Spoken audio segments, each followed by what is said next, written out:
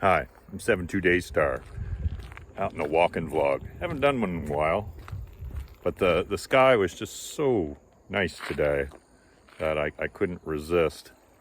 And the air is so clear, and the colors are so vibrant, seeming naturally.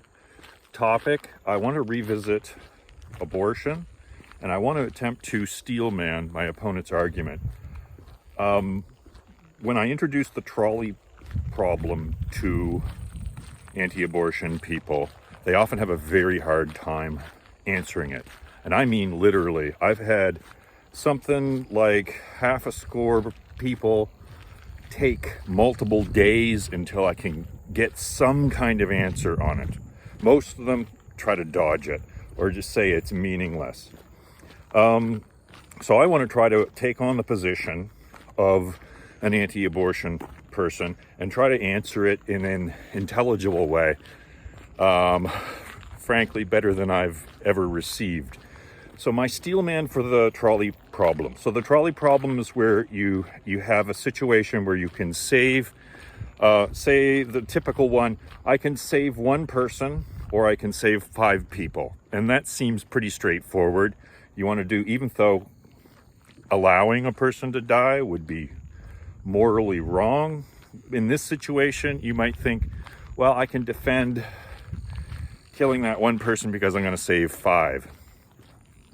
There's some interesting parameters to the problem. When you have to actively do it, people who say, oh, well, then if I'm going to do that, if they just have to let it go, if you let it go, it hits one person.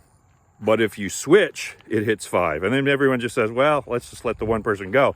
But it drops down a little bit when you say you have to actively switch it from the 5 people to the one person. This is the hint, and I'm taking an evolutionary psychological point of view to address this, because I think our moral intuitions on this are entangled with just our intuition that wants to get us to survive. Having moral intuitions in our evolutionary past was a survival strategy. So it wasn't that we did it, now we call it good, but the good was just, it helped us survive and it helped us thrive in a social group. So, but I think there is such a thing. I am a moral realist. I think my anti-abortion people are too. They're moral realists. They think there's an answer to, is this good or is this bad, morally speaking, or neutral, I suppose, is the other option. So, let me get back to my steelmanning their position. I would say, given the choice between, say, 100 embryos, and I eliminate all the other concerns, they've got families waiting for them. They're going to survive. Maybe even the technique now is 100% of those. So you got 100 embryos that are going to be implanted, and you got one living child.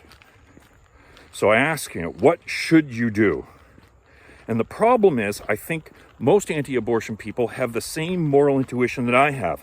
Save the living child. Save the kid that's already born, that's probably loved by their family, that maybe he's young, but maybe he already hopes he could be a firefighter one day. So my intuition is to save the living child, even at the cost of 100 embryos. To me, that's nothing as a pro-choice person, but to the anti-abortion people, they often make the claim that a human is a human no matter what stage of development, that they should morally be equal.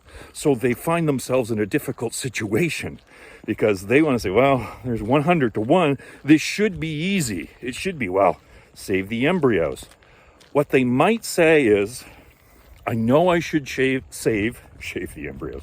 I know I should save the embryos, but I have a strong desire out of self-preservation to not let that little living child die, because it's born, it's formed relationships, it has, a family. Normatively, it would have a family that loved it. So I want to save that kid. Probably my intuition is just coming out of self-preservation. It might be the right thing to do to save the 100 embryos, But my intuition says save the child, because my little moral intuition module of my brain is also entangled with the desire for self-preservation, and I see the cost of letting a living child as much higher. I mean, we have laws, clear laws against that, whereas the legal status of the embryos is uncertain. So I think that's not the stronger answer, but it is a better answer than anyone that I've got so far with quite a few. I'm thinking 10-ish anti-abortion people I've had this dialogue with. What do you think? 72 Daystar out. What a gorgeous sky.